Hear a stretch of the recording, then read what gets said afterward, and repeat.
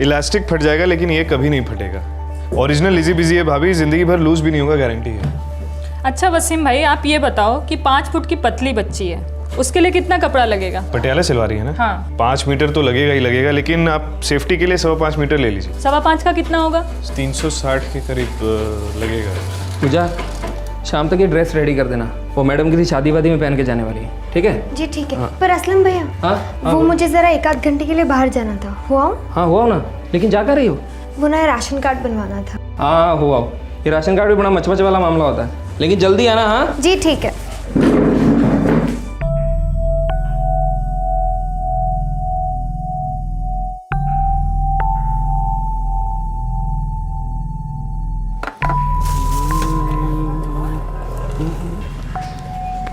सुनील भैया, जरा एक और बार देख लीजिए ना।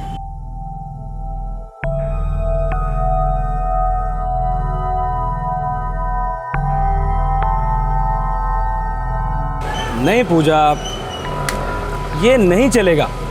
तुझे पहले भी बता चुका हूँ कि बाहर के राशन कार्ड पे यहाँ का राशन कार्ड नहीं बनता है। जरा देखिए, मैंने मेरा, छोटी बहन गीता और माँ तीनों का नाम कटवा दिया है। अरे वो तो दिख रहा है मुझे, लेकिन पूजा मैं सिर्फ राशन की दुकान चलाता हूँ। ये सब नाम काटना, नाम जोड़ना, ये सब राशन के ऑफिस में होता है। Ration office? मतलब आप किसी को तो जानते होगे ना वहाँ पे? प्लीज मेरी मदद कर दीजिए ना। अरे पूजा, मैं खुद के लिए कुछ नहीं कर सकता हूँ। कुछ नहीं करते हैं, सारा दिन बिठा के रखते हैं, इंतजार करवाते हैं बस। मैं भी बैठूंगी, मैं भी इंतजार करूंगी आपके साथ, पर प्लीज कुछ कर दीजिए। तू समझती क्यों नहीं है पूजा?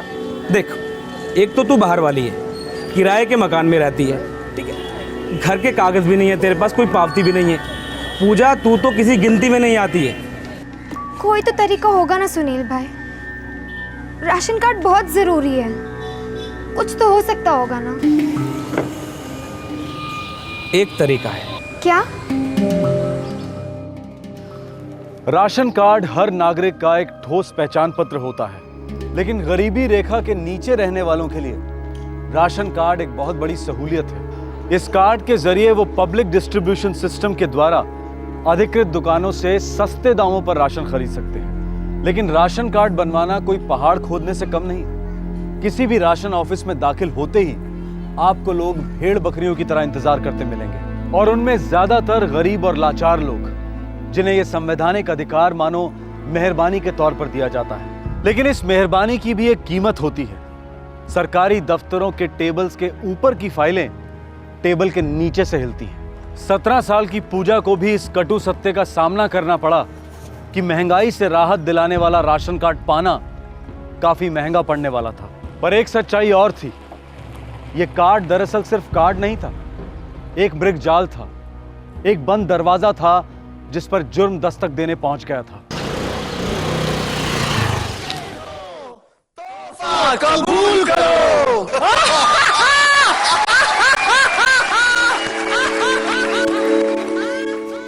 अरे गण्या, संडे मतलब पूरा दिन भ्या भ्या टीवी देखने का क्या? अरे काही शाळेचं होमवर्क आहे कि नहीं है? बाबा आज संडे का मतलब हॉलीडे के दिन जो भी काम करता है उसका स्क्रू ढीला होता है। गप्पा बास गण्या, अरे कितना चबड़ करता है। पुष्पा, ए पुष्पे। हाँ। अरे ये जी उल्टा जवाब देने लगा है तेरा बच्चा। कई संस्कार आए कि नहीं है? अरे क्या होगा ये बड़ा होके? इस देश का क्या होगा? देश के बारे में आप राजनीति वाले जाने, मुझे तो इस वक्त दोपहर के खाने के बारे में बताइए, आप हो या नहीं हो? अरे मैं समझो लेट हो गया तो नहीं, तो एक काम कर, अभी अलमारी में से 5,000 रुपये निकाल के दे। अच्छा। ऊपर रख, ए बंद कर रहे, ऊपर है ऊपर। 1 2 3 4 5। क्या? हाँ दे जल्दी चल।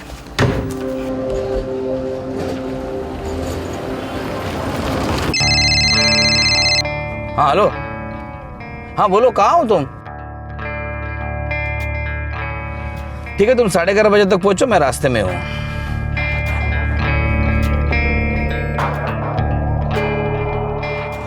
सलाम साहब। सलाम सलाम। आज इतवार को भी ऑफिस है? अरे पार्टी कामगार को क्या इतवार क्या सोमवार, पूरे एरिया का लोड अब मेरे ऊपर है, हाँ? सांस लेने की फुर्सत नहीं है। जी साहब।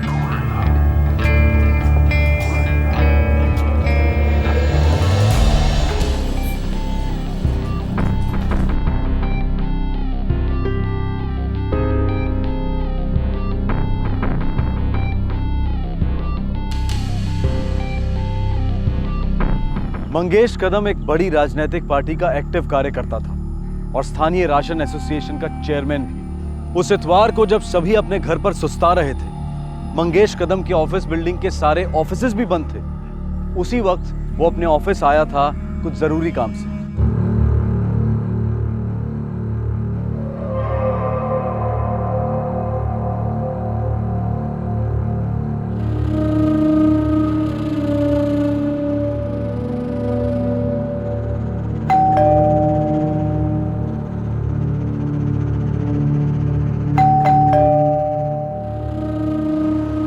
मंगेश भाऊ, तुम्ही डायल केलेला नंबर सध्या स्विच ऑफ आहे।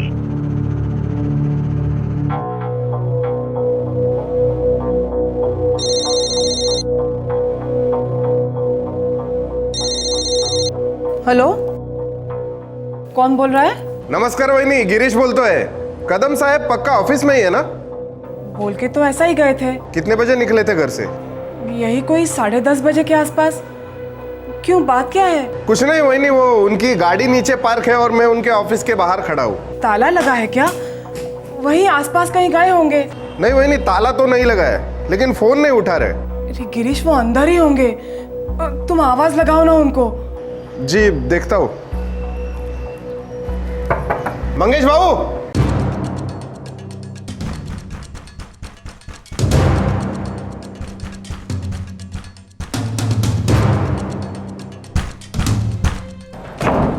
तोडून टाक दरवाजा, तोड रे।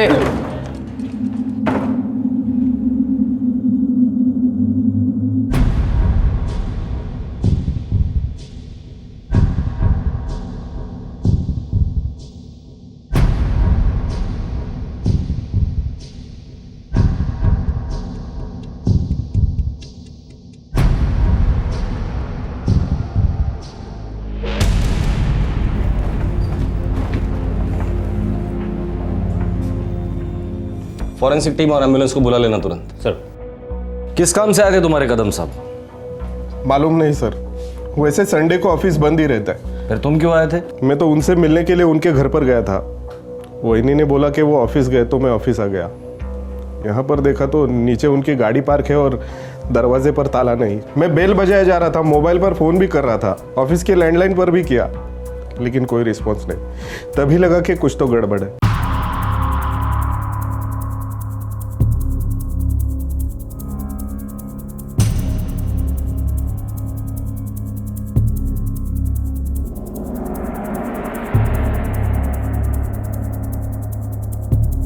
ऑफिस नीट चेक करा, अजून काय सापडतं का बघ। सर, उसका सेलफोन गायब है सर। कपड़े चेक किए? हाँ सर, बटुआ बिखरा हुआ है। लूट तो हुई है सर, बटुआ में पैसा नहीं है, बस कुछ कागजात है। कोई अंदर का ही हो सकता है, क्योंकि दरवाजे पर फोर्स एंट्री के कोई निशान नहीं है। सर, अंदर का है या नहीं ये तो नहीं कह सकते, पर हाँ पहचान वाला जरूर होगा, क्योंकि उन लोगों ने मिस्टर कदम के साथ बैठकर शराब पी है। साहब, 10:30 से 11:15 के बीच में एंट्री ली थी मंगेश साहब ने।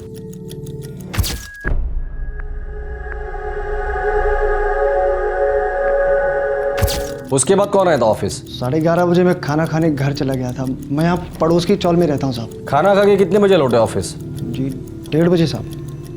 2 घंटे का लंच ब्रेक। किसी के शादी में गए थे क्या खाना खाने? आज इतवार है तो सारे ऑफिस बंद है साहब। साहब डेली में 12:30 पौने 1 के आसपास जाता हूँ। जो कांड हुआ है ना इधर, वो 11:30 और 1:30 के बीच हुआ है, जब तुम ड्यूटी पे नहीं थे। जी हो सकता है साहब। हो सकता नहीं, ऐसा ही हुआ है। चल अब फटाफट बता दे, ये 2 घंटे का ब्रेक लेने के लिए तुझे किसने कितने पैसे दिए थे? मैं बच्चे की कसम खा के कहता हूँ साहब, घर जाके मैंने गलती जरूर की है, लेकिन कोई गलत काम नहीं किया साहब। पहले पेट पर 2 वार किया गया, उसके बाद ये गला चीरा गया। मतलब खून करने के इरादे से अटैक किया गया है। और जो पैसे लूटे गए हैं वो शायद एक दिखावा है, सिर्फ चोरी का एंगल साबित करने की कोशिश की गई है। जाहिर सी बात है, पॉलिटिकल आदमी था तो दुश्मन भी काफ़ी होंगे। एक बात और, खून में अल्कोहल का कंटेंट अधिक है। इसका मतलब है कि मिस्टर कदम ने मौत से थोड़ी देर पहले शराब पी थी। ये मौत कितने बजे के करीब हुई होगी? यही कोई 12 से 1 के बीच में।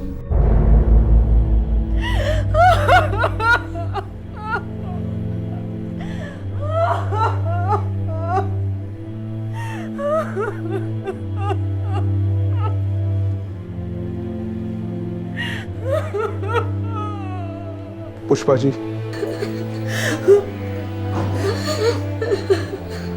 पार्टी आपके दुख को अच्छी तरह से समझती है। मंगेश भाऊ हमारे पार्टी के बहुत ही मजबूत कार्यकर्ता थे।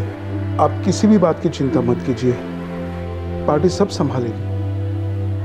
और जिसने भी ये किया है, समझो वो तो कया।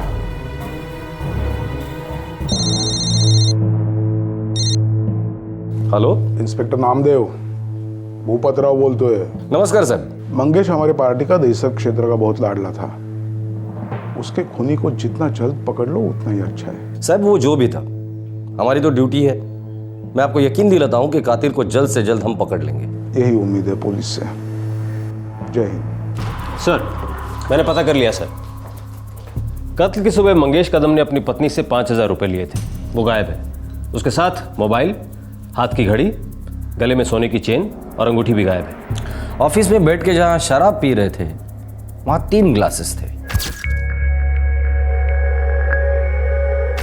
मतलब पहले शराब बही, फिर खून बहा। काफ़ी शराब सर, वो भी संडे के दिन। इसका मतलब दुश्मन दोस्त के भेस में आया सर।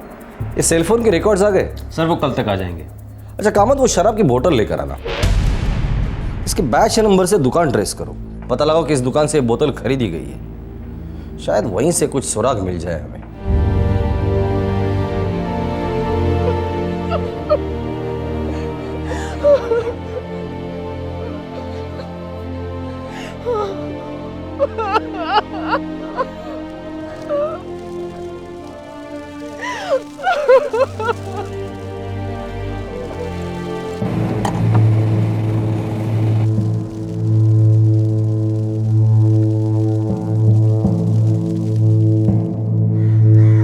कदम साहब को बहुत प्यार करते थे सब लोग, सबका काम कर देते थे वो।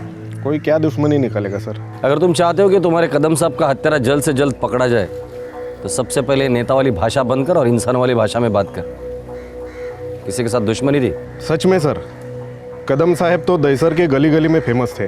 बहुत सारे लोगों का भला किया है उन्होंने। अरे किसी एक का बहुत बुरा किया था, नहीं तो इतने बेरहमी से कोई मारता नहीं उन्हें। पता नहीं सर कौन हो सकता है इतना बेरहम।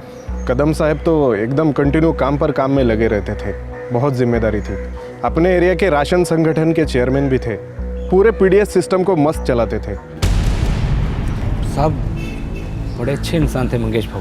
ये मंगेश भाऊ के एसोसिएशन के नीचे रेशन की कितनी दुकानें थी? पूरे दहिसर में कुल 7 राशन की दुकानें और कुछ छोटे मोटे किराने वाले भी थे। साहब मंगेश भाऊ का दिल बहुत बड़ा था। ठीक है, बस्ती में जाके लोगों से पूछताछ करना, औरत मर्द बच्चे सभी से पूछना। इस आदमी का दिल बहुत बड़ा था, एक बार तो गलत धड़का ही होगा।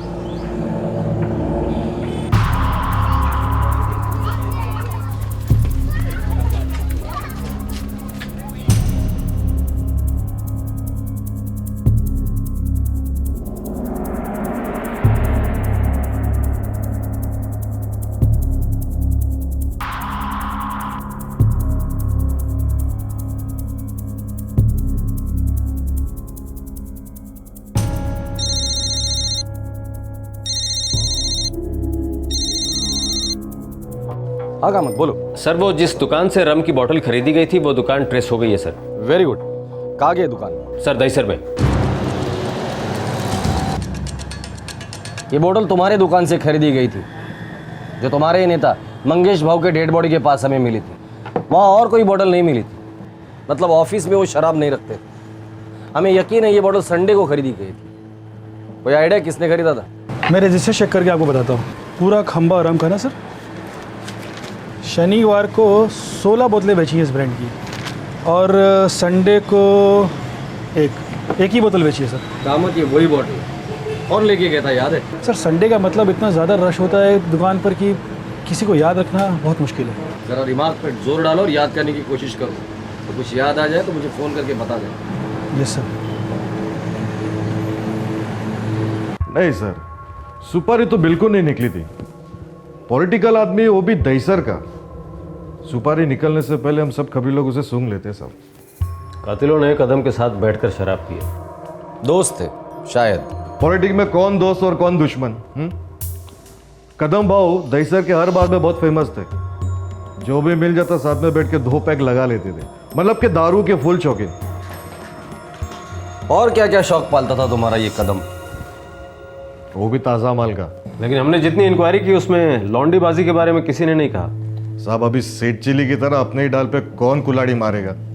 पॉलिटिक्स का मामला है ना साहब, किसी को कोई लफड़ा नहीं मानता। मैंने भी सुना था हवा में उड़ती हुई खबर, किसी लड़की के साथ में चक्कर था साहब। ये बात तो हमने भी सुनी थी सलीम। इसके आगे मालूम नहीं, मतलब कि बात हवे में है साहब। बात को हवा से जमीन पे लेके आ। चल निकल, अभी चलता हूँ साहब। सेलफोन के रिकॉर्ड्स आ गए? आधे घंटे में टेबल पे होंगे। लेकिन सर सेलफोन अभी भी स्विच ऑफ आ रहा है, लोकेशन ट्रेस नहीं हो पा रही है। मुझे लगता है इन्होंने सेलफोन तोड़ मोड़ के फेंक दिया होगा। एक राजनीतिक पक्ष का उभरता हुआ कार्यकर्ता मारा गया था। अपने इलाके में उसका बहुत नाम था। हर कोई उसके बारे में अच्छे शब्द ही बोल रहा था। वो गरीबों की मदद के लिए मशहूर था, पर फिर भी बेरहमी से उसका कत्ल कर दिया गया। अब सवाल यह था कि इस मर्डर के पीछे मकसद क्या था? कौन था यह हत्यारा या फिर हत्यारे? अब तक पुलिस को कोई ब्रेक थ्रू नहीं मिला था। इंतजार था मंगेश कदम के सेलफोन रिकॉर्ड्स का। सर मंगेश कदम के सेल रिकॉर्ड्स आ गए हैं। सर मंगेश कदम को 10:45 पे कॉल आया था। हाँ हेलो, हाँ बोलो, कहाँ हो तुम?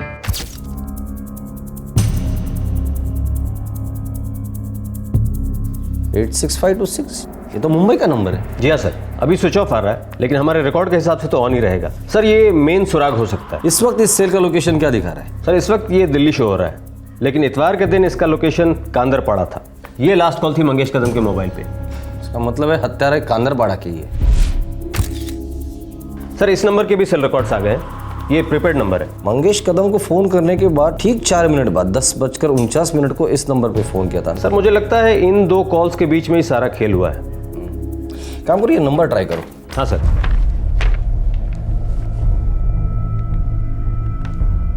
हेलो, कौन बोल रहा है? भाई फोन आपने किया है, आप बोलो कौन बोल रहे हो?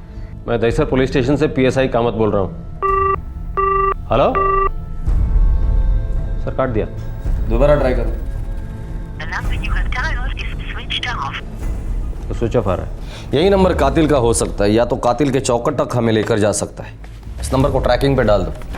मुझे इस नंबर की एग्जैक्ट लोकेशन चाहिए। असलम, असलम, हाँ असलम यार, पुलिस का फोन था। बोला था ना तुम्हें कि मोबाइल में से सिम कार्ड निकाल दो, लेकिन नहीं। अभी निकालता हूँ, रुक। नंगा होने के बाद कच्चा ढूंढने से क्या फायदा? अगर पुलिस को पता चल गया ना, वो मंगेश भाव का फोन बेचने बोला तो वो तो बेचा ना। 2 ही तो दिन हुए हैं यार, मैं कहाँ से बेचता? मैं बहुत डर गया था असलम। पूजा कहाँ है? पूजा पता नहीं यार, वो घर पर नहीं है। गीता, सच बोल, तूने और तेरी पूजा दीदी ने कुछ गलत काम तो नहीं किया ना? नहीं माँ, कुछ नहीं। तो फिर 2 दिन से पूजा गायब क्यों है? और तू घर में होकर भी खामोश है? और इस तरह तू ऐसे डरी डरी से क्यों बैठी है बेटा? पता क्या छुपा रही है? मैं देखती हूँ।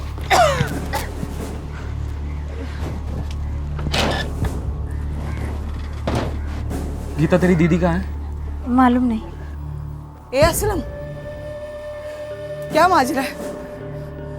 तुम लोगों ने कुछ गलत काम तो नहीं किया ना? हाँ? जरूर तुम लोगों ने पूजा कुछ बता के गई कि कहाँ जा रही है?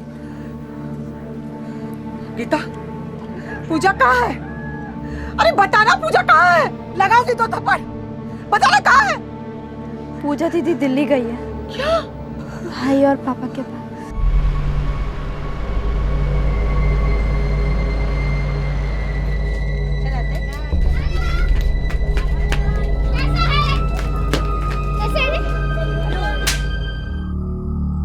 क्यों ऐसा किया तूने पूजा? हाँ, क्यों ऐसा किया तूने? तुम तीनों को मुंबई में छोड़कर मैंने जीवन की सबसे बड़ी गलती की। तुम तो अब फंस गई, बेचारी गीता को भी फंसा दिया। हाँ बाबा, आपने हमें अकेला छोड़कर दिल्ली नहीं लौटना चाहिए था। पिछले 3 साल हमने मुंबई में कैसे काटे वो सिर्फ हम जानते हैं। एक खराब हालत थे हमारे, बता भी नहीं सकते। आप ही हम लोगों को लेकर गए थे ना, आपने ही मुंबई के सपने दिखाए थे ना। लेकिन जिस दिन आपकी तबीयत बिगड़ गई, हमारी किस्मत भी बिगड़ गई। आप तो यहाँ लौट आए भैया के पास, लेकिन हम वहां जलील होते रहे।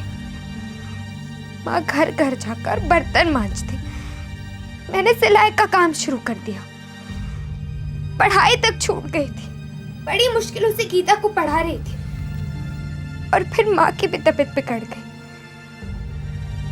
जीना दुश्वार हो गया था। जीना दुश्वार हो गया था तो किसी को मार के तुझे क्या मिला? वो भी उस मंगेश कदम जैसे बड़े आदमी को।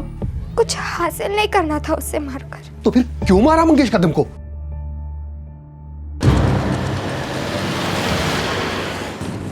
किसी वसीम लतीफ का सेल था सर। कांदर पाड़ा में दर्जी की दुकान चलाता है, नूर टेलर्स। असलम, कहाँ जाएंगे यार? क्या करेंगे हम? पता नहीं वसीम, लेकिन अगर यहाँ रहेंगे ना तो हमारी कब्र पक्का खुद जाएगी। हम तो बर्बाद हो गए यार, अभी चले यहाँ से।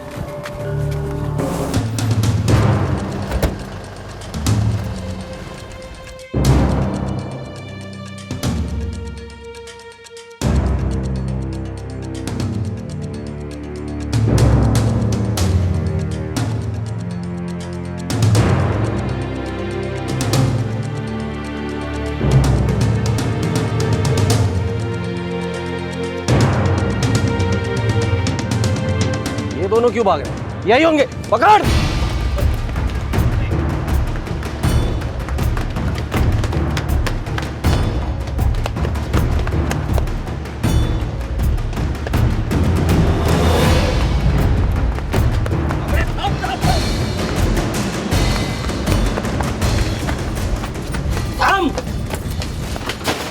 हातात भेटला असल्या तर कुत्र्यासारखं तुडवीन।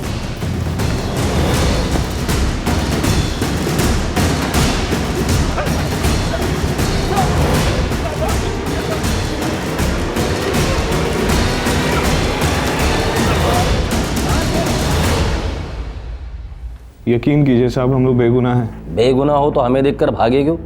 ओलंपिक पे हिस्सा ले रहे हो क्या? हमारी मंगेश भाऊ के साथ ना तो कोई निजी दुश्मनी थी और ना ही कोई मतलब और ना ही कोई फायदा साहब। 5,000 रुपया कैश, मोबाइल, चेन, अंगूठी गायब है और कहते हो कोई फायदा नहीं था। सर वो मोबाइल, पैसा, चेन सब सामने पड़ा हुआ था तो हमने उठा लिया। लेकिन साहब हम लोगों ने जो कुछ भी किया वो सिर्फ पूजा के लिए किया है। पूजा? अब ये पूजा कौन है?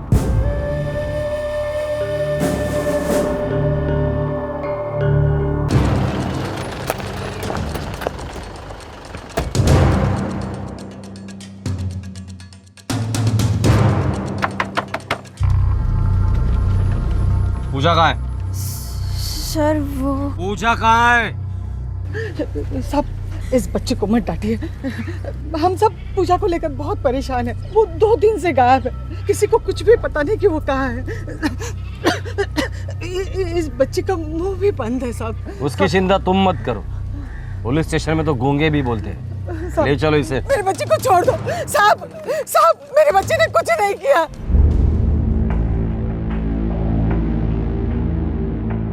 ये दोनों बता रहे हैं कि इन्होंने मंगेश कदम को पूजा के कहने पर मार डाला।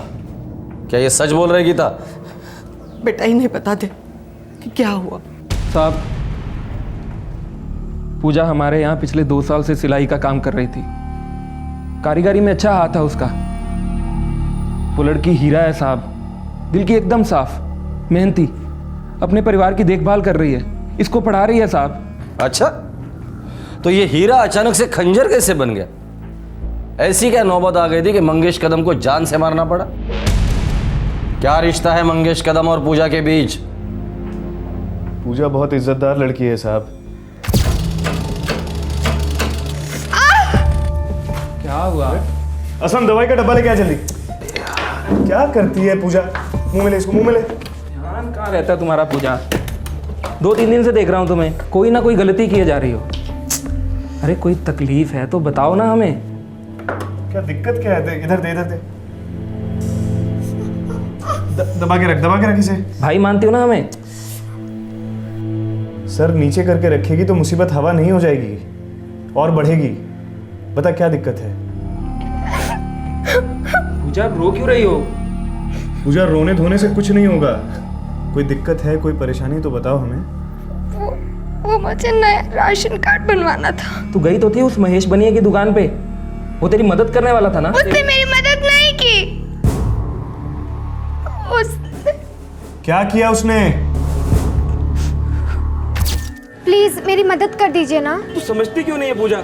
देख, एक तो तू बाहर वाली है, किराए के मकान में रहती है, घर के कागज भी नहीं है तेरे पास, कोई पावती भी नहीं है। पूजा तू तो किसी गिनती में नहीं आती है। कोई तो तरीका होगा ना सुनील भाई, राशन कार्ड बहुत जरूरी है, कुछ तो हो सकता होगा ना। एक तरीका है। क्या? तू ना मंगेश भाऊ से मिल। वो कौन है? इंडियन नेशनल पार्टी के बहुत बड़े आदमी हैं। इधर दहीसर का जो ये है ना राशन एसोसिएशन, उसके चेयरमैन भी हैं। उनका एक फ़ोन जाएगा और तेरा राशन कार्ड तेरे हाथ में होगा। सच में? हाँ। मैं कहाँ और कैसे मिल सकती हूँ मंगेश भाव को? मैडम एंट्री कर जाइए।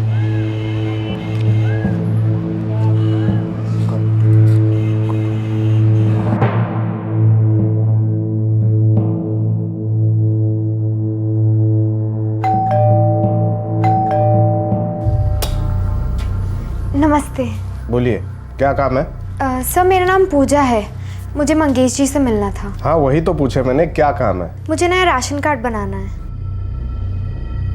ये तो यहाँ नहीं बनता, राशन ऑफिस में बनता है। पर सर वहाँ मेरी कोई मदद नहीं कर रहा। अरे कौन है रे गिरीश? कुणी नहीं साहब, एक मुलगी है, रेशन कार्ड बना के मांगता है उसको। हाँ आने दे उसको, अंदर आने दे। जी जा, निकल पड़ी तेरी।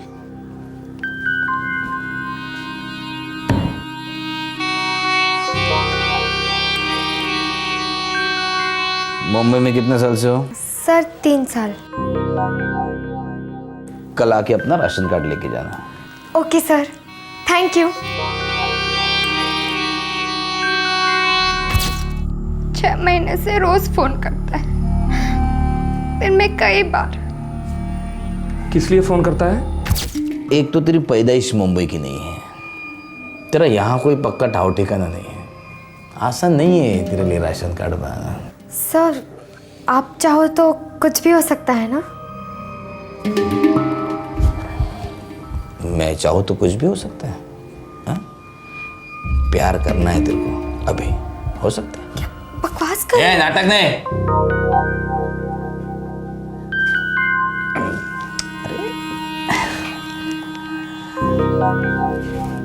तेरे को कार्ड चाहिए ना?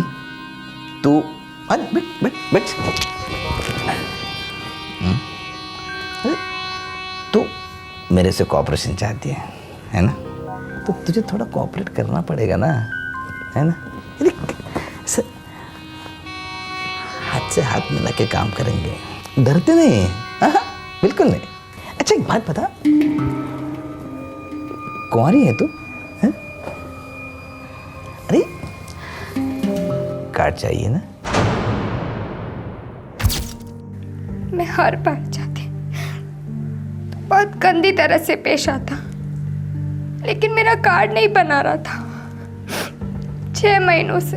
तो पिछले 6 महीने से वहां जा क्यों रही है? राशन कार्ड बनवाने।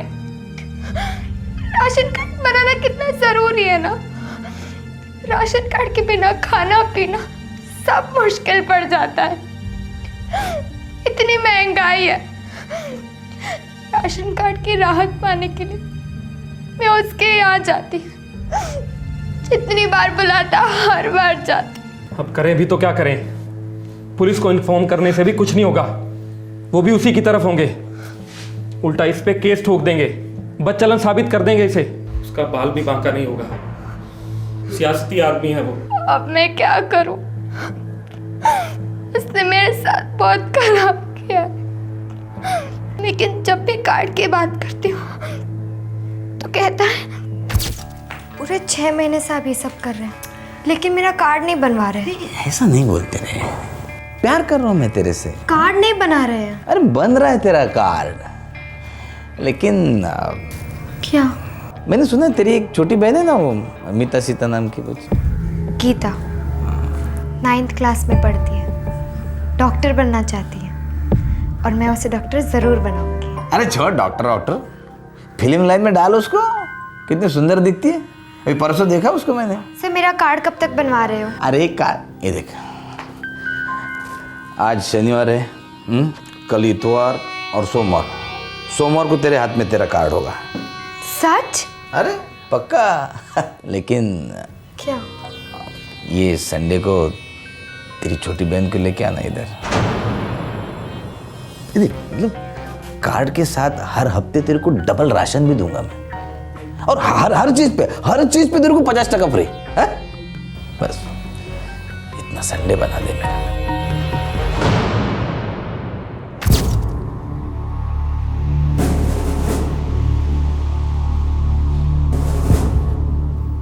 पूजा दीदी जाती भी तो किसके पास? आपके पास आती तो आप क्या कर सकते थे सर?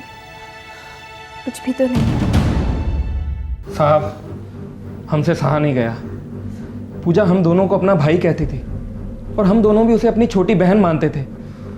वो आदमी पिछले 6 महीने से उसके साथ खिलवाड़ कर रहा था, बेवकूफ़ बना रहा था उसे। और उस दिन तो उसने हद कर दी साहब, वो इस बेचारी बच्ची को भी निकल जाना चाहता था।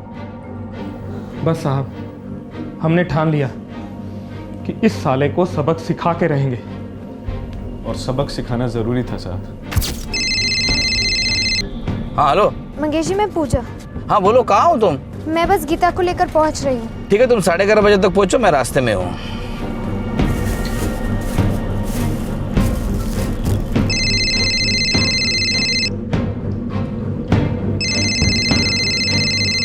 हेलो, हाँ पूजा बोलो। कदम साहब किसी भी वक्त ऑफिस पहुंचते ही होंगे। हम तुम्हारे पहुंचने से पहले वहाँ पहुंच जाएंगे। हम भी बस पहुंच ही रहे हैं।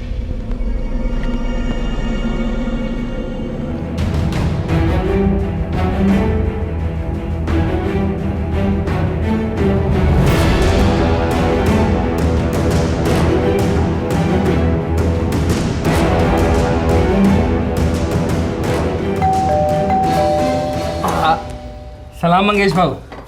अरे सलाम तुम दोनों इधर कैसे? आज तो संडे है। अरे भाऊ कुछ नहीं, इधर से जा रहे थे तो सोचा थोड़ा आपसे मिलते चले। अरे नेकी और पूछ आओ भाई आओ।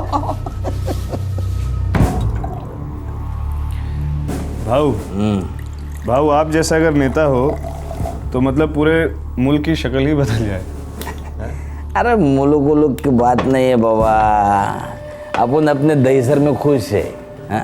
छोटा मोटा काम करो और खुशी से रहो। अरे मंगेश भाऊ, आप जो करते हैं वो छोटा मोटा नहीं है। भले सामने वाला आदमी खुल के बोल ना पाए, लेकिन आप तो मतलब छाप छोड़ जाते हो भाऊ। मेरे को है ना मज़ा आता है लोगों के काम करने में। जिंदगी में कभी एक छोटा मोटा काम कर दो उनके लिए।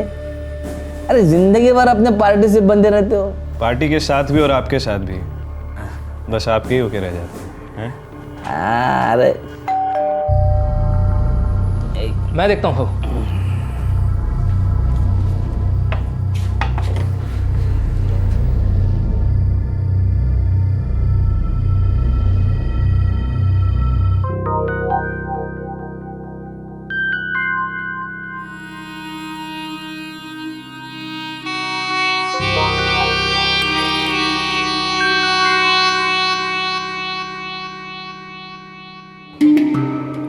भाई असलम वसीम आने के लिए बहुत बहुत शुक्रिया। अभी आप लोग जाओ, मुझे इन बच्चियों की सेवा करनी है। बहुत दिन से अप डाउन चल रहा है बेचारी का। ठीक है भाऊ, फर्ज पहले है, नशा वशा तो फिर कभी होता रहेगा। हाँ भाई, जय हिंद। सलाम भाऊ।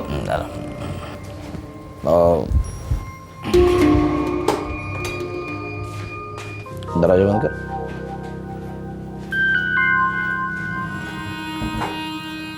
What is your name? Gita. Oh, lovely. Come in. Come. Oh, तो बैठ जा इधर, बैठ जा। फटाफट, तुम्हें तो पता है कैसे फटाफट निपटाता हूँ मैं। कम, अरे डरते नहीं, कम कम कम।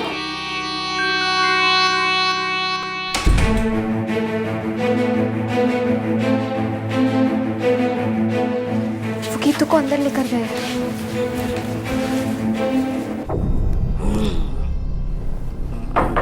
क्या है पूजा? क्या है? अरे आ रहा हूँ यार। क्या है? क्या है? अरे तुम दोनों वापस कुछ भूल गए क्या? ना, आप भूल गए भाव। आप भूल गए कि पाप का घड़ा भरता है तो फूटता ही फूटता है। क्या है वसीम? ये गीता तुम्हारी बेटी जैसी है। पिछले 6 महीने से तू पूजा को नोच नोच के खा रहा है। तुझे रत्ती भर भी शर्म नहीं आई भाव? हैं? राशन कार्ड के नाम पर लोगों के साथ खिलवाड़ करता है भाऊ। आज से तेरा दाना पानी बंद मंगेश भाऊ। मार!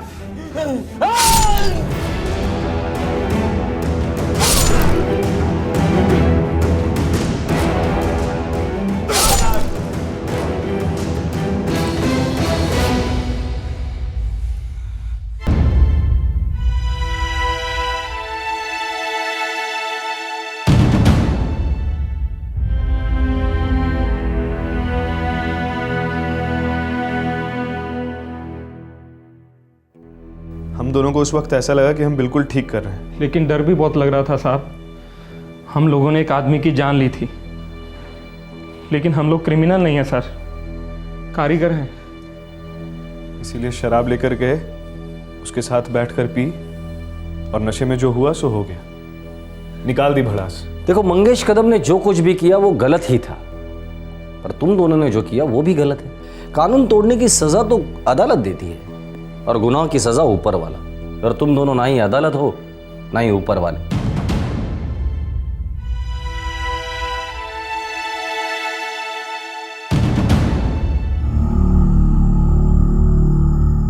पूजा,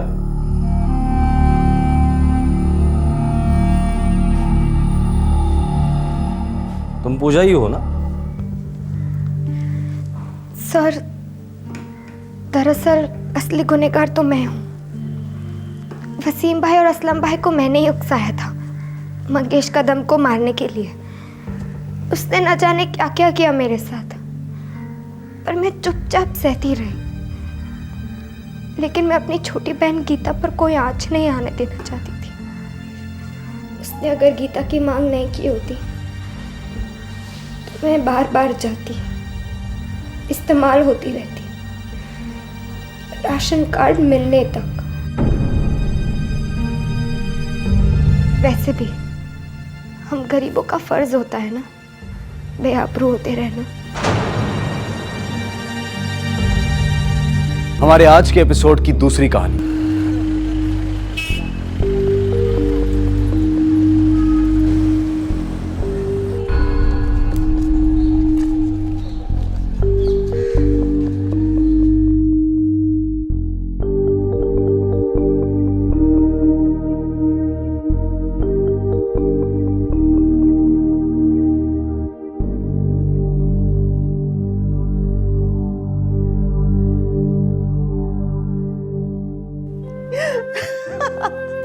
हाँ रोहिणी, हाँ हाँ, तुम्हारे अप्पा से मैं बात करूंगी। प्रॉमिस नहीं करती हूँ, ट्राई करूंगी। हाँ, उनको मनाना थोड़ा मुश्किल है। पूछोगी तो ना बोलेंगे अम्मा। तुम तो एक काम करो, अप्पा को पकड़कर 1 महीने के लिए यहाँ ले आओ। उनके लिए भी अच्छा चेंज हो जाएगा और मेरी भी थोड़ी हेल्प हो जाएगी ना माँ। तो तुम्हारे अप्पा को मैं पकड़ के लाऊं 1 महीने के लिए? इम्पॉसिबल। तुम्हें पता है ना, अप्पा के लिए बैंक ऑलवेज फर्स्ट। ओफो, अप्पा और उनका बैंक। पर तुम तो आ रही हो ना। देखो मेरे लिए और मेरी फ्लैटमेट प्रतिमा के लिए बहुत हेल्प हो जाएगी माँ। ना मत बोलना। अप्पा से बात करके मैं तुम्हें फोन करती हूँ। पर वो जो भी कहे, मैं तुम्हें परसों यहाँ एक्सपेक्ट कर रही हूँ। लव यू माँ। हाय बेटा, लव यू। ये बच्ची भी ना कभी कभी इतना जिद करती है। आ रही हूँ 1 मिनट। आ रही हूँ। क्यों आज थोड़ा सा लेट हो गया? अरे ब्रांच मैनेजर हूँ बाबा, काम कितने होते हैं मालूम नहीं क्या निर्मला? हाँ हाँ हाँ, सॉरी, भूल गई। पानी लेके आती हूँ। हाँ वैगो, हाँ शेषाद्री का काम आज फाइनली हो ही गया। अच्छा, हाँ 7 दिन, पूरे 7 दिन में तुम्हारा लोन हो जाएगा ऐसा मैंने बोला था शेषाद्री को। हाँ करवा दिया। अच्छा है ना? अरे सिर्फ अच्छा नहीं, जरूरी है निर्मला। देखो हमारे गवर्नमेंट बैंक को प्राइवेट बैंक से कंपटीशन भी तो करनी है ना, तो उनके जैसा रिस्पॉन्स भी तो चाहिए फटाफट। वही कि नहीं? भाई ना शर्ट लो। टॉवेल। अच्छा सुनिए ना, मैं क्या कह रही थी। बोलो। देखो निर्मला क्या है, मैंने सोच लिया कि रिटायरमेंट से पहले कम से कम 3 जूनियर्स को मैं ऐसे तैयार कराऊंगा जो किसी भी इंटरनेशनल बैंक के MBA शेम्बीए को टक्कर दे सके। अब मैं बोलूं? बोलो। आज रोहिणी का फोन आया था पुणे से। अच्छा, क्या कह रही थी? वो चाहती है कि कुछ समय तक मैं उसके पास आके रहूं, 1 महीना, जब तक उसकी एग्जाम्स खत्म नहीं होती। ठीक है, लेकिन वहां जाके उसे अच्छा कोकनी खाना खिलाना। उसे खिलाती हूँ और आपको अच्छी सी कॉफी पिलाती हूँ। ग्रेट। मैं नहाने जाऊँ? हाँ।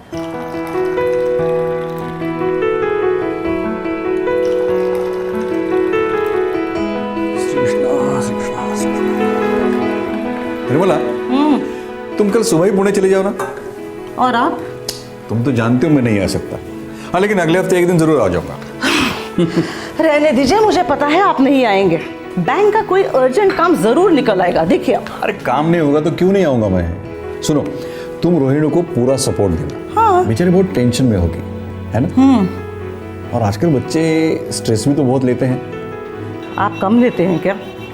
छोड़िए। देखो निर्मला, मैं कल सुबह की तुम्हारी बस की टिकट बुक करवाता हूँ ऑनलाइन। यहाँ से? हाँ, अरे आजकल सब कुछ तो ऑनलाइन होता है। तुम क्यों नहीं सीख ली थी कंप्यूटर? मैं क्या करूँगी ये सब सीख के? 1 महीना मुझसे दूर रहोगी, कम से कम पुणे से ऑनलाइन रोमांस तो करोगी।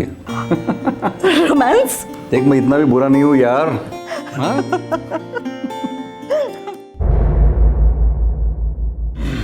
चलो निर्मला, जल्दी बस छूट जाएगी। Come on. क्या कर रही हो निर्मला? चलो।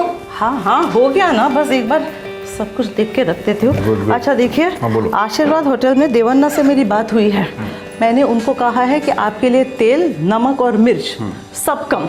कहीं दोस्ती में आपने उनको ब्लैकमेल किया और एक भी पकौड़ा खाया ना, तो मुझसे बुरा कोई नहीं होगा। अरे नहीं मेरी माँ, तुम बिल्कुल बेफिक्र रहो ना। अच्छा, दूध वाले से कहा है 1 दिन छोड़ के 1 दिन दूध देने के लिए वेस्ट हो जाएगा। मैं सब समझ गया, आप चलो। हाँ 1 मिनट, मैं दूध रख के आती हूँ। 1 मिनट।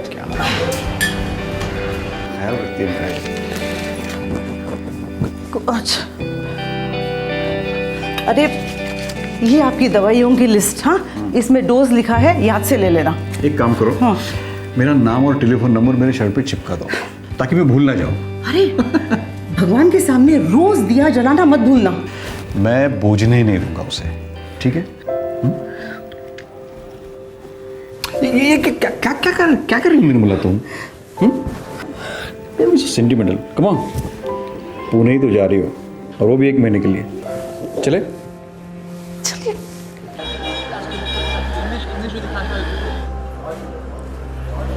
देवरन्ना, आज वेस्ट इंडीज, पक्का वेस्ट इंडीज, देखना।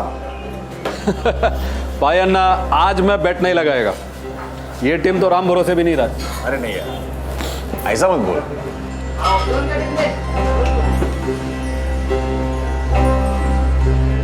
देवेंद्र अन्ना बुलाया? हाँ वेंकटेश, अपना पायानो को क्या खिला रहा है? सर, तेंदुली और काजू की सब्जी, कैरी की चटनी और मंगलूर का स्पेशल प्रेसिडेंट दाल। बात है यार, देवेंद्र ने तो अपने गांव का लगता है। हाँ, अपने गांव से। जात भाई है। कौन से गांव से है तू? वामनजूर। वामनजूर? अरे तो मेरा ही गांव है वामनजूर। वामनजूर में कहाँ? अमृतेश्वर मंदिर है ना, उसमें मित्रा समाज होटल है ना, वही गली में। अच्छा, तो वही गली में रहता है? हाँ।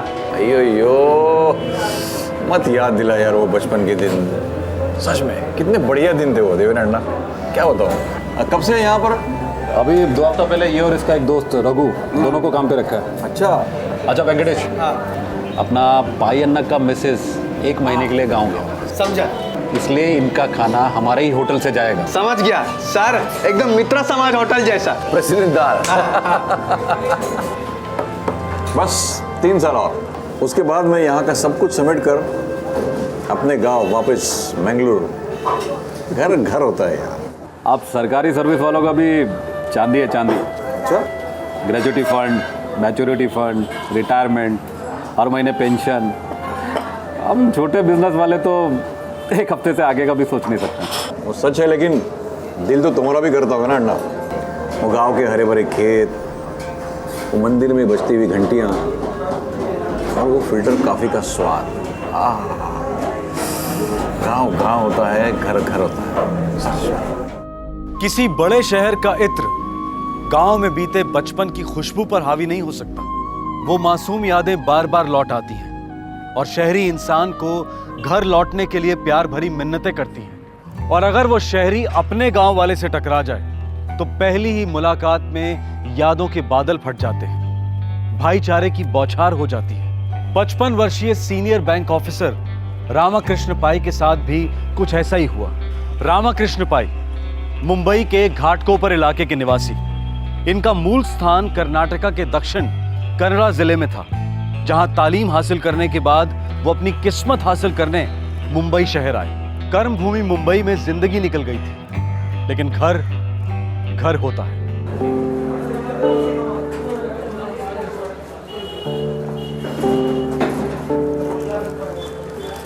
पाया ना, ये रघु वेंकटेश का जोड़ीदार। अच्छा, दोनों एक ही गांव से हैं। देवेंद्र, आजकल अपने गांव के बहुत सारे लोग मुंबई में आ गए हैं ना, इसलिए मुंबई में ऐसा अकेला फील नहीं होता है। वो तो है। चलो चलता हूँ। अच्छा पाया ना, मैं क्या बोलता है, रोज शाम को यहाँ पे खाना खाने के लिए आने का तकलीफ मत कीजिएगा। मैं घर पे खाना भिजवाता ना। वैसा है तो बेस्ट है, लेकिन मुझे यहाँ आने में भी कोई प्रॉब्लम नहीं है। अरे उसी बहाने देवेंद्र, गांव के लोग मिलते हैं, गांव की बातें होती हैं, थोड़ा अच्छा लगता है। ठीक है, मैं भिजवाता हूँ। ठीक है, चलो चलिए।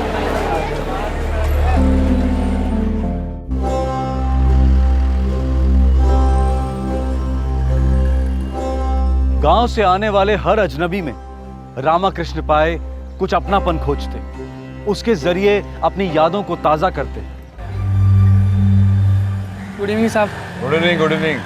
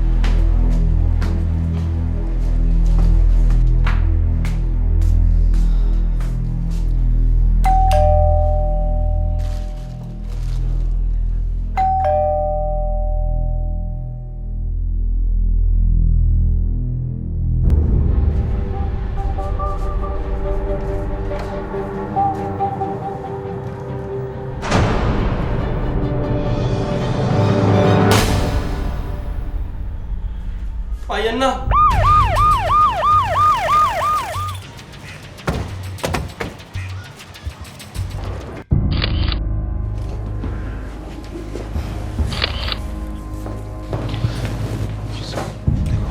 और सब सर्च करते हैं।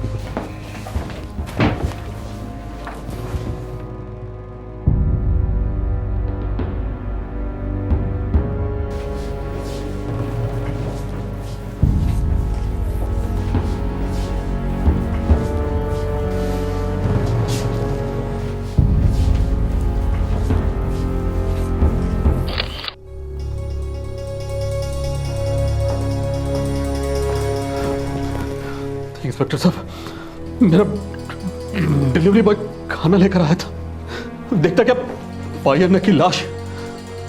दोस्त था मेरा वो। कितने सालों से? बहुत सालों से, पता नहीं कितने सालों से। तब वो नेशनल पीपल बैंक में नया नया ज्वाइन हुआ था। अभी तो वो सीनियर मैनेजर के लेवल पर था।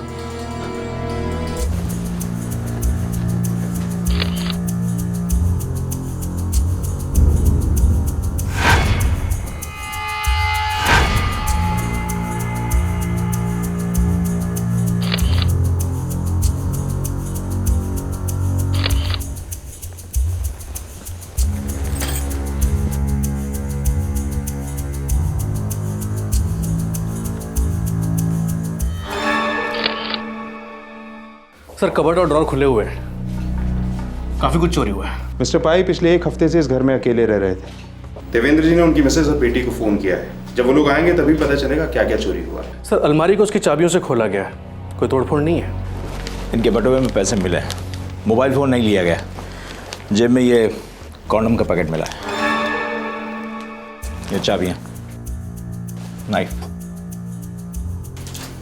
ये तो कोई रसोई में काम करने वाली छुरी लगती है। जी। इस पर के फिंगरप्रिंट चाहिए मुझे। मिल जाएंगे, बस थोड़ा टाइम लगेगा। गला बहुत ही ज़्यादा ताकत लगाकर काटा गया है क्योंकि अंदर की सारी पाइप्स रप्चर है और ब्लीडिंग बहुत ज़्यादा हुई है। अपने ही घर के ड्राइंग रूम में मारे गए मिस्टर पाई। इनके ऑफिस का बैग इनके पास ही पड़ा था। मौत कब हुई होगी डॉक्टर? दोपहर करीब 2:30 से 3 के बीच में। सर शनिवार था, बैंक में हाफ डे होता है। और घर में घुसते ही आक्रमण हुआ मिस्टर पाई पर। और सर घर की चाबियां इनकी लाश के पास मिली है, जहाँ पे इनका बैग भी था, और घर में जबरदस्ती घुसने भी कोई निशान नहीं है। इसका मतलब है कि खूनी अच्छी तरह से जानता था मिस्टर पाई को, जो पहले से घर में मौजूद था, या फिर दरवाजे पर उनका इंतजार कर रहा था। और सर मिस्टर पाई की शर्ट पॉकेट से कॉन्डम का पैकेट भी मिला है। और इनकी बीवी 1 महीने के लिए पूना गई।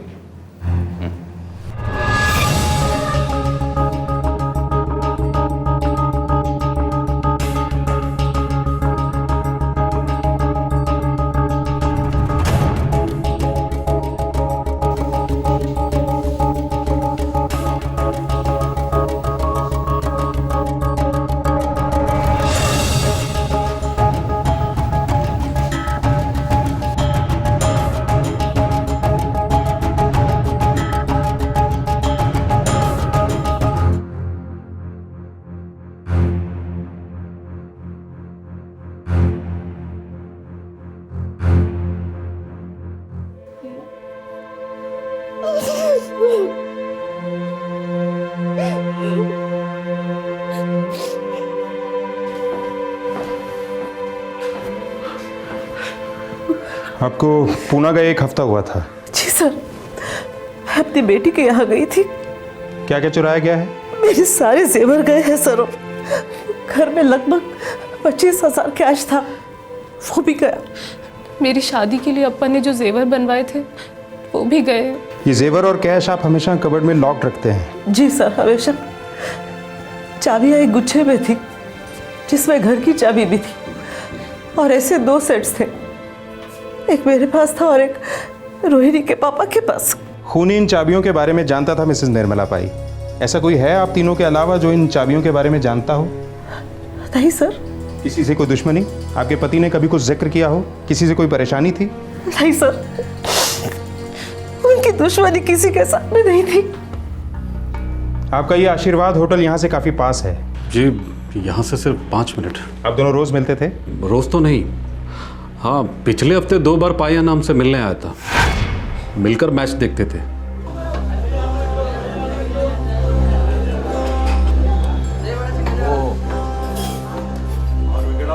मैं अपने हाथ से बनाया है। बस 2 ही बार पाया नाम से होटल में मिलने आया था, लेकिन हमारा लड़का रोज शाम को उनका खाना लेकर यहाँ आता था। आप लोगों में बहुत पुरानी दोस्ती थी, आप बता रहे थे। सिर्फ दोस्ती नहीं, बल्कि हम जात भाई हैं। हम सब लोग मैंगलोर साइड के हैं, गौड़ सारस्वत। निर्मला जी, आपके पति का किसी औरत के साथ कोई अफेयर था? इंस्पेक्टर साहब, मेरे पति बहुत अच्छे आदमी थे। अफेयर सिर्फ बुरे लोगों के नहीं होते हैं मिसेस पाई। नहीं इंस्पेक्टर साहब, ये आप क्या कह रहे हैं? हमारा पाई अन्ना तो पूजा पाठ करने वाला एकदम सीधा साधा आदमी था। हमको तो ऐसा सुनकर ही अजीब सा लगता है। उनके शर्ट की जेब से हमें एक कॉन्डम का पैकेट बरामद हुआ है। हाँ? माँ,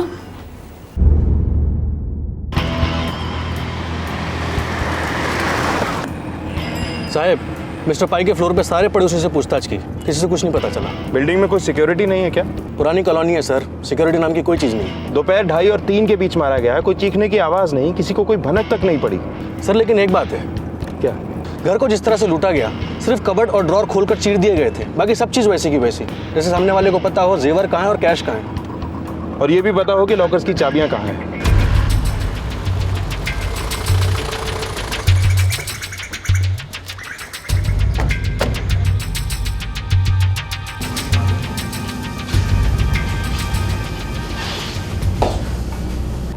टू ईयर्स की सर्विस थी मिस्टर रामाकृष्ण पाई की, बेदाग सर्विस ऑफिसर, और काम में भी बहुत पक्के थे। ऑफिस में कैसे थे? सभी से बहुत प्यार से पेश आते। किसी से कोई खास प्यार? मतलब अफेयर? आई एम सॉरी, मेरा मतलब मुझे कैसे पता चलेगी पर्सनल बातें? और ऊपर से मैंने कभी कुछ ऐसा नहीं सुना। किसी ने सुना होगा, किसी ने कहा होगा। ऑफिस में कोई तो होगा जिसको दूसरों के अफेयर्स में दिलचस्पी हो। देखिए ऑफिसर, आई एम सॉरी, मगर हमारे यहाँ लोगों के बीच प्रोफेशनल ताल्लुकात है। हाँ, एक दूसरे की फैमिलीज वगैरह को जानते हैं, लेकिन इस तरह के नाजायज़ अफेयर या ताल्लुकात हमारे ऑफिस में आम बात नहीं है। सर, मिस्टर पाई के फ़ोन रिकॉर्ड्स। कोई काम का नंबर? सर ज़्यादातर कॉल्स उनकी पत्नी और बेटी को किए गए हैं, और उनको भी ऐसे कोई खास कॉल्स नहीं आए। कोई ऐसा नंबर जो किसी प्रोस्टिट्यूशन रैकेट की तरफ इशारा करता हो? सर आपको लगता है उन्होंने कोई कॉल मंगवाई थी? नामुमकिन नहीं है। फितरत वाले आदमी के लिए सोने पर सुहागा था। बीवी 1 महीने के लिए घर से बाहर गई हुई थी, कोटे पे जाने की टेंशन नहीं। कॉल गर्ल को घर पे बुलाया होगा और दस्तक दी होगी मौत ने।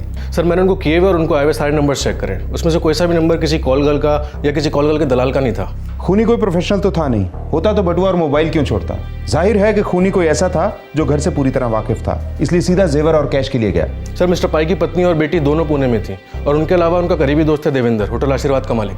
बेटी पुणे में कहाँ पढ़ती है? सिनर्जी इंस्टीट्यूट ऑफ मैनेजमेंट में। सर पुणे का एड्रेस निकलवाओ। जब माँ बेटी यहाँ है तो चुपचाप वहाँ की बैकग्राउंड चेक कर लेते हैं। सर माँ बेटी पे शक? खून के रिश्तों में सबसे ज्यादा खून बहता है ऑफिसर।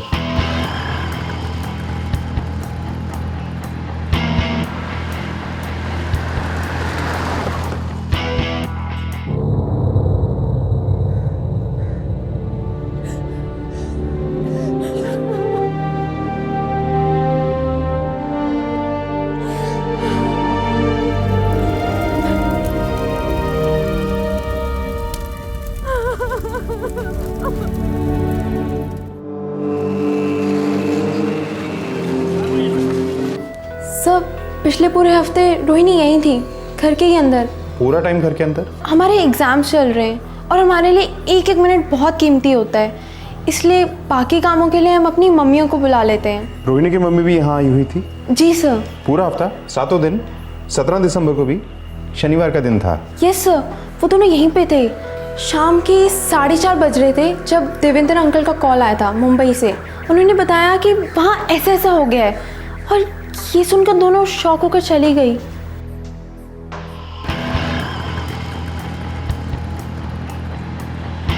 रोहिणी, मिसेस पाई और देवेंद्र तीनों के फोन रिकॉर्ड्स मंगवाओ। Yes sir. चेताले, एक बात समझ में नहीं आ रही। क्या सर? मिस्टर पाई की जेब में मिले कॉन्डम के पैकेट ने हमें इस केस को प्रोस्टिट्यूशन और अफेयर्स के एंगल पर सोचने के लिए मजबूर कर दिया। Right sir. कहीं हमें गुमराह करने के लिए कोई चाल तो नहीं?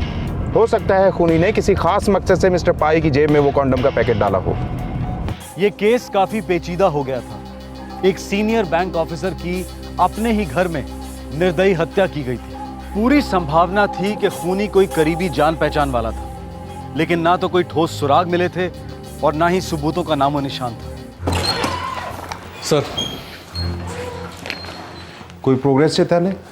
नहीं माने साहब, मैंने रोहिणी, मिसेस पाई और देवेंद्र तीनों के फोन रिकॉर्ड्स ट्रैक करे हैं, सारे ट्रेल्स फॉलो किए, लेकिन कुछ भी ऐसा निकल कर नहीं आ रहा जो हमारे किसी काम का हो। शायद सारे सबूत और इशारे इस तरफ हैं और हम लोग उस तरफ अंधी गली में आंखें बंद करके टटोल रहे हैं। बोला गायकवाड़ साहब? माने साहब, वो फिंगरप्रिंट्स आ चुके हैं। पर्स पर और ऑफिस बैग पर जो फिंगरप्रिंट्स मिले हैं वो मिस्टर रामाकृष्ण पई के फिंगरप्रिंट से मैच कर गए हैं। और दूसरे?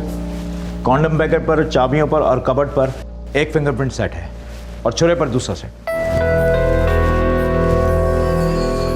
कपड़ों पर से फिंगरप्रिंट्स उठाना मुमकिन नहीं है, बदन से पॉसिबल है, खासकर अगर हैंड टू हैंड झड़प हुई हो या कांटेक्ट हो। ये प्रिंट हमने मिस्टर पई के बदन से लिए हैं। क्या कहते हैं? ये वाले कॉन्डम चाबियों और कबोर्ड से मैच कर रहे हैं, लेकिन छुरे पर दूसरा सेट है। मतलब 2 हथियारे इन्वॉल्व थे? जी। मतलब मिस्टर पाई की जेब में कॉन्डम का पैकेट हम पुलिस वालों को गुमराह करने के लिए डाला गया था। हाँ जी। मतलब औरत का कोई एंगल नहीं है, नो अफेयर नो प्रोस्टिट्यूट। मेरी टीम को किसी भी औरत के होने की कोई निशानी नहीं मिली है। नॉर्मली कुछ ना कुछ तो मिल ही जाता है, एक बाल, नेल पॉलिश, कुछ ना कुछ, लेकिन ऐसा कुछ नहीं मिला है। हथियारे दोनों मर्द थे। मतलब चाबियों से अलमारी खोली, कैश और जेवर लूटे गए, उसके बाद चाबियां लाश के पास फेंक दी गई। सर ये कोई प्रोफेशनल किलर्स भी तो हो सकते हैं? नहीं, प्रोफेशनल हत्यारे सिर्फ हत्या करते हैं। वैसे भी उन्हें पता कैसे लगता कि घर में कितना माल है और कहाँ रखा गया है? यानी कि ये किसी ऐसे आदमी का काम था जो पहले से ही उस घर में कई बार जा चुका था और मिस्टर पाई ने उसको पूरे भरोसे के साथ घर में आने दिया और फिर उसने हमला किया। मेरी राय में ये वार ऑन द स्पॉट हुआ है। जान लेने के मकसद से होता तो हथियारा चॉपर या तलवार लेकर आता, आमतौर पर जैसे होता है, रसोई का चाकू नहीं। पेशेवर हत्यारे इसका इस्तेमाल कभी नहीं करते। जी हाँ, ये हमारी किचन का चाकू है। मिसेस पाई, हमने आपके हस्बैंड पे शक किया कि उनका किसी से अफेयर वफेयर था। मैं नहीं मानती इस बात को। अब हम भी नहीं मानते मैम, क्योंकि उनकी जेब में कॉन्डम का पैकेट हमें गुमराह करने के लिए और शायद उन्हें बदनाम करने के लिए जानबूझकर उनकी जेब में रखा गया था। मेरे अप्पा माँ से बहुत प्यार करते थे और बहुत अच्छे इंसान थे। अप्पा कभी ऐसा नहीं कर सकते। इतने साल मुंबई में रहने के बाद भी उनको यहाँ की हवा बिल्कुल भी नहीं लगी। हमेशा अपने गांव जाना चाहते थे। रिटायरमेंट के बाद वहीं जाके बसने का हमारा प्लान था। माँ पर बहुत डिपेंड करते थे अप्पा, उनके बीच में कोई सीक्रेट्स नहीं थे। 25 सालों में शायद ही कभी मैं उन्हें अकेला छोड़ के गई हूँ, पर इस बार रोहिणी की एग्जाम्स थी तो मैं पुणे गई। उनसे कहा भी कि आप चलिए, लेकिन बैंक में इतना सारा काम था वो नहीं आ पाए। पर अम्मा रोज 2 बार फोन लगाती थी अप्पा को बिना भूले। उन्हें डायबिटीज था, खाने पीने का बड़ा ख्याल रखना पड़ता था। निर्मला जी, कातिल जबरदस्ती आपके घर में नहीं गए थे। वो शायद वहाँ उनका इंतजार कर रहे थे और मिस्टर पाई खुद उनको अपने घर में ले गए थे। घर में घुसते के साथ ही कत्ल हुआ है, हाथापाई की कोई निशान नहीं है। कातिलों ने बड़े आराम से उनसे चाबियां ली और उन्हें मार डाला। ऐसा कौन हो सकता है निर्मला जी?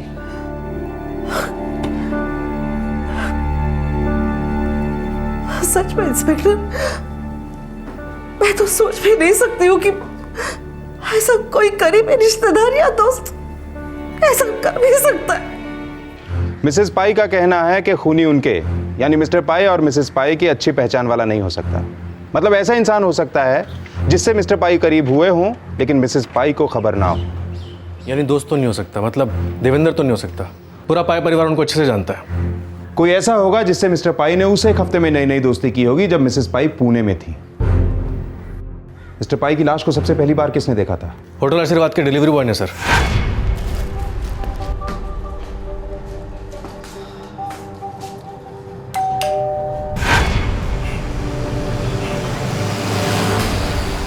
जी हाँ, पाया ना मेरे होटल में सबसे घुल मिल जाते थे, पूरे स्टाफ के साथ। वो डिलीवरी बॉय जिसने मिस्टर पाई की लाश को सबसे पहले देखा था वो कहाँ है? गुरु, एक मिनट। कृष्णा, गुरु को ला रहे। चल। क्या हुआ साहब? सर ये मेरा रेगुलर डिलीवरी बॉय है, भरोसे वाला लड़का है। हम भी अभी तक शक नहीं कर रहे हैं, बस पूछताछ के लिए लेके जा रहे हैं। ले चलो। चल।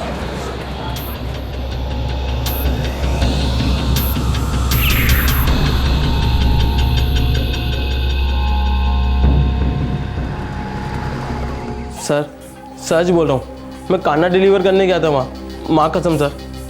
सबसे पहले क्या देखा तूने? सर पायन्ना का दरवाज़ा हमेशा बंद रहता था, उस दिन खुला था साहब, तो मुझे थोड़ा अजीब लगा।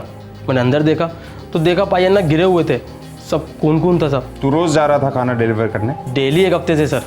पायन्ना शाम को 7 बजे खाना खाते थे, मेरे सामने कहा था कि डॉट 6:30 बजे पहुँच जाना गर्मा गर्म खाना लेकर। उस दिन 3:30 से 4 के बीच में पहुँचा तू? क्योंकि वो रात का खाना नहीं था, शाम का नाश्ता था, डोसा था साहब। शनिवार को उनका हाफ डे होता था ना, तो शाम को घर आके डोसा खाते थे पायन्ना। मिस्टर पाई से अच्छी पहचान थी तुम्हारी? पायन्ना की पूरे होटल में सभी से अच्छी जान पहचान थी। हम एक ही गांव के, एक ही जात के।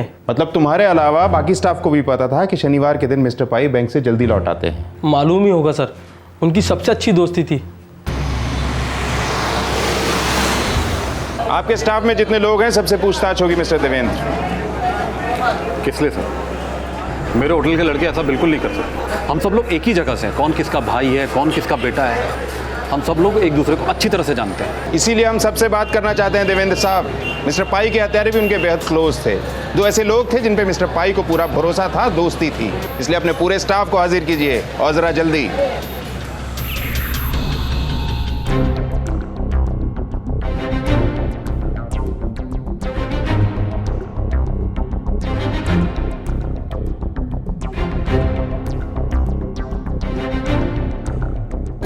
स्टाफ बता रहा था 2 लड़के और थे, नए नए आए थे। वो दोनों यहाँ क्यों नहीं है? वेंकटेश और रघुपति।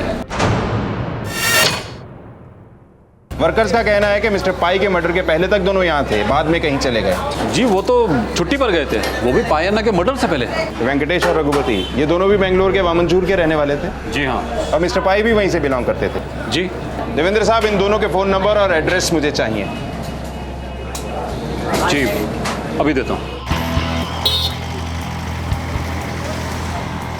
सर दोनों फ़ोन स्विच ऑफ बता रहे हैं। फ़ोन रिकॉर्ड्स मंगवाओ और मर्डर के दिन फ़ोन्स के एग्जैक्ट लोकेशंस पता करो। हो साहब।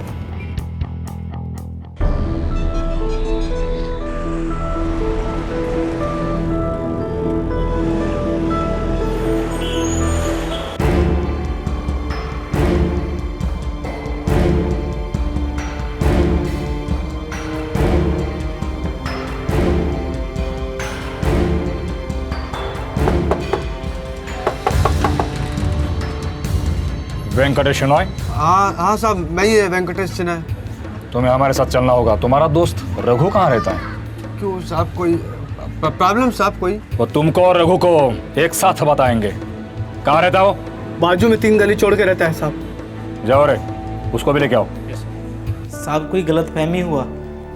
हम लोग तो 15 दिसंबर को ही मुंबई से यहाँ आए। साहब हमको तो अभी मालूम पड़ा आपसे कि पई अन्ना का खून हो गया। हाँ साहब, और मेरे पास मुंबई टू मैंगलोर का टिकट भी है।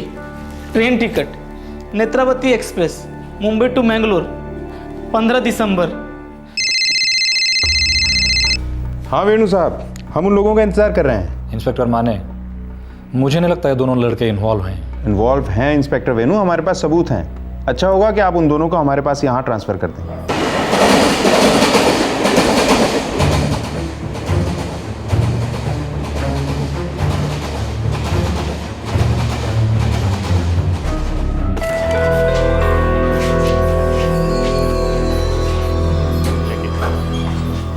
साहब ये गलत है साहब, हम लोग को जबरदस्ती उठा के लाए। साहब हम तो पई अन्ना का खून करने का सोच भी नहीं सकते। तुम दोनों को छोड़ दूंगा, भरोसा करता हूं तुम पर,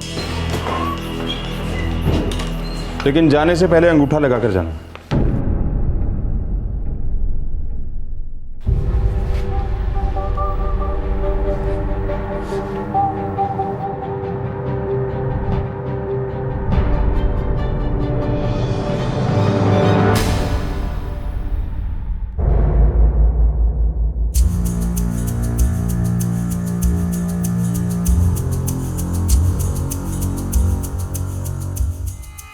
अंदर ले लो दोनों को, यही है वो।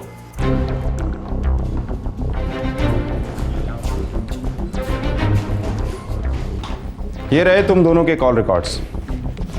17 दिसंबर को 2 और 3:15 के बीच तुम लोगों के सेल फोन का लोकेशन घाटकोपर में था। घाटकोपर में कहाँ? उसी कॉलोनी में जहां मिस्टर पाई रहते हैं। और उस कॉलोनी में कहाँ? मिस्टर पाई के फ्लैट पर। चाकू पर, चाबियों पर, अलमारी और कॉन्डम का पैकेट, सभी जगह पर उंगलियों के निशान तुम दोनों के हैं। 15 दिसंबर को तुम लोगों ने अपने मालिक देवेंद्र से छुट्टी ली और ठीक 2 दिन बाद 17 दिसंबर को मिस्टर पाई का कत्ल हुआ। लेकिन तुमने बड़ी चालाकी से 15 दिसंबर का टिकट लिया कि अगर पकड़े जाओ तो यह साबित हो सके कि 17 दिसंबर को तुम लोग मैंगलोर में थे। लेकिन 17 दिसंबर को तुम लोग मैंगलोर में नहीं, यहीं घाटकोपर में थे, मिस्टर पाई के घर पर, जहां तुमने मिस्टर पाई का कत्ल किया और जेवर और कैश लूटे। जाहिर है उस फ्लैट में तुम लोग पहले भी कई दफा गए होगे। अब सब कुछ मैं तुम्हारे मुंह से सुनना चाहता हूं। एक भी झूठ बोला, एक भी, तो उसी किचन नाइफ से कुरेद दूंगा दोनों को।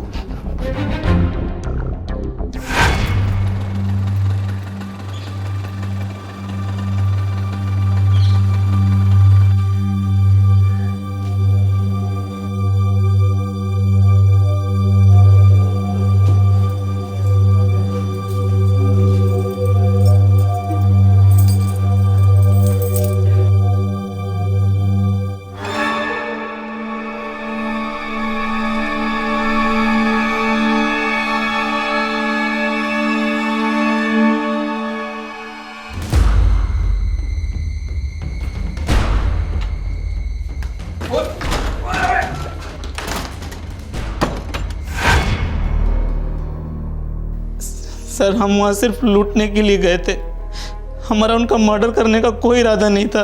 जात भाई, गांव वाला समझकर मिस्टर पाई ने खुले दिल से तुम्हें अपने घर में दाखला दिया। तुम लोग उनके गांव के लिए इस प्यार को समझ गए थे, और इस प्यार के साथ इतनी बड़ी बेईमानी की तुम दोनों ने।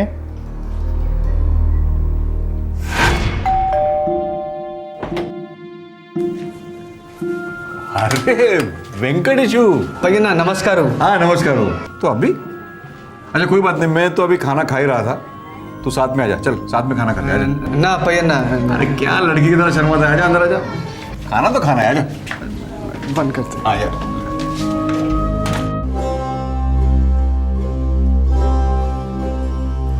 अरे वेंकटेशु ऊपर चेयर पे बैठना।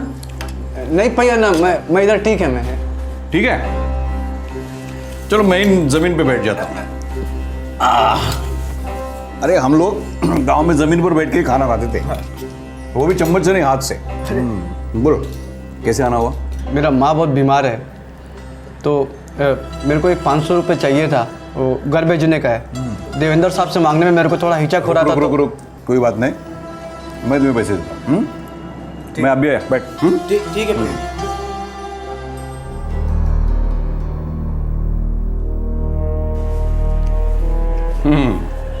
हो गया खाना? अच्छा ये तेरे पैसे। अच्छा मैंने ये तुझे पैसे दिए हैं, इसका मतलब ये नहीं कि तुम यहाँ आना बंद करो, ऐसा एहसान मत समझ। मुझे मालूम है तू जल्द लौटाएगा इसे। अरे हम लोग होते ही है खुददार। और हाँ तुम एक काम करना, तुम्हारा दोस्त है ना वो रघु, कल उसे साथ ले आना, हम तीनों मिलकर खाना खाएंगे, गाँव की बातें करेंगे, मजा आएगा। ठीक है भैया ना, कल रघु को लेकर आएगा मैं। अरे क्या बात है वेंकटेशु रघु दोनों, आ जाओ अंदर, आ जाओ, आ जाओ। आना रघु, आजा आजा आजा।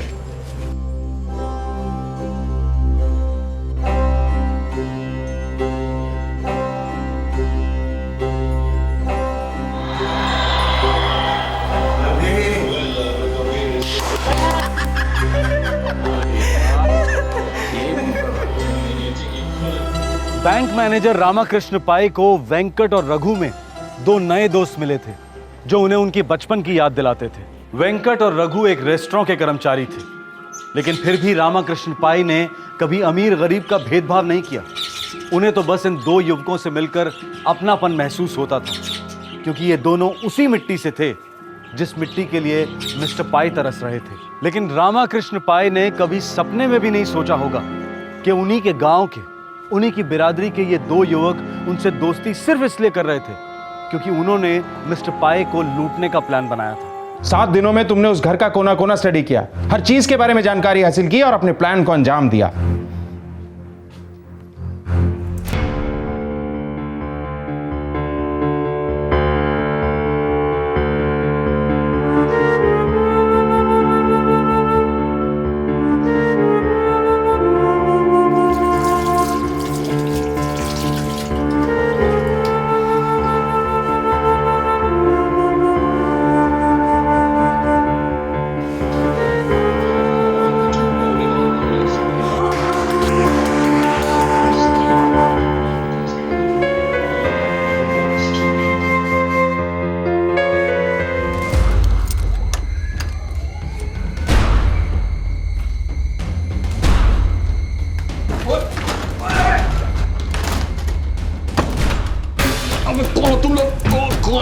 चाबी दे, नहीं दूंगा चाबी।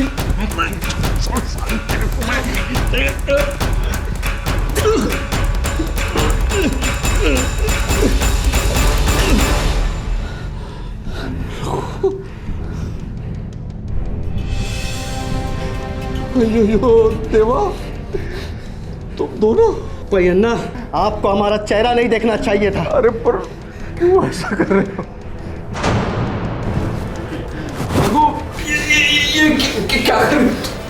क्या चाहिए तुम्हें? तुम्हें क्या चाहिए? बोला था चाबी दे दो। अरे आपने नहीं दिया, आपको हमारा चेहरा नहीं देखना चाहिए था। लेकिन तुम ये नहीं कर सकते। सॉरी, अब कोई चारा नहीं है।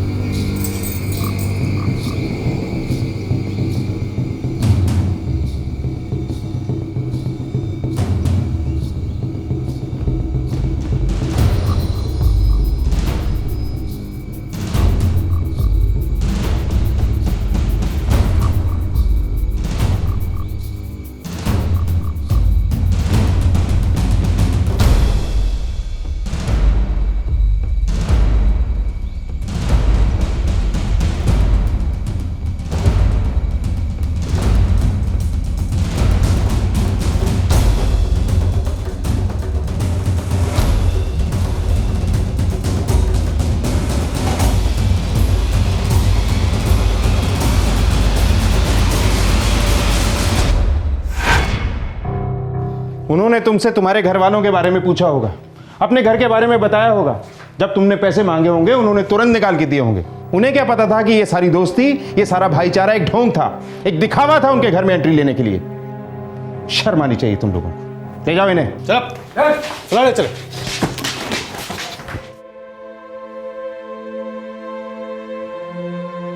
भाभी, हमको माफ़ कर दो। सच में हमको बिल्कुल भी मालूम नहीं था कि हमारा होटल में ऐसा जानवर जैसा लोग भी काम कर सकता है। नहीं देवेंद्र, इसमें आपकी कोई गलती नहीं है। आजकल तो जमाना ही खराब चल रहा है। समझ में ही नहीं आता कौन अपना है और कौन अपना बनकर जान ही ले लेगा। माँ, देवेंद्र अंकल, टाइम ही बहुत फास्ट चल रहा है आजकल, और अप्पा के लिए तो और भी फास्ट था। काम तो वो बैंक में करते थे, पैसों में डील करते थे, पर कभी समझ ही नहीं पाए कि आज के ज़माने में रिश्ते, नाते, यादें सब पैसों से तोली जाती हैं। पैसों के एक्सपर्ट थे अप्पा, पर कभी पैसों को समझ ही नहीं पाए। पैसों ने जान ले ली अप्पा की।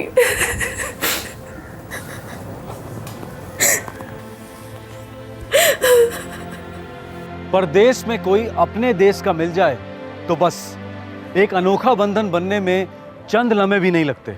अरे वो ब्रिज अब नहीं रहा, और वो सिनेमा हॉल, वहां मॉल खड़ा हो गया है। ओहो, हम लोग तो वहां पर मॉर्निंग शो देखा करते थे। और वो बंसीलाल की पानीपुरी की दुकान, वो तो है ना। चंद लम्हे नहीं लगते और मजबूत रिश्ते बन जाते हैं। लेकिन कभी कभी ये गहरे रिश्ते दस्तक होते हैं एक गहरी साजिश के।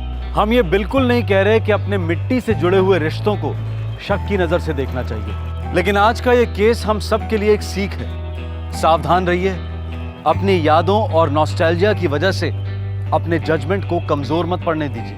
आप अपने अतीत में जा रहे होंगे, लेकिन सामने वाला शायद वर्तमान का मारा है, जरूरतमंद है, शायद भयंकर लालच पनप रहा है उसके अंदर। लालच और ईर्ष्या, ये हमारे समाज पर लगे दो महाकलंक हैं। मदद के लिए दिया गया हाथ थामकर जिंदगी में कुछ अच्छा करने की बजाय ये जज्बात इंसान को हैवानियत के दलदल में खींचते हैं, जैसा कि हमने आज के केस में देखा। आपसे फिर मुलाकात होगी एक और रियल लाइफ कहानी के साथ, जो हमारे समाज और हमारे अंदर चल रही कश्मकश को दर्शाने वाला एक चमकता आईना है।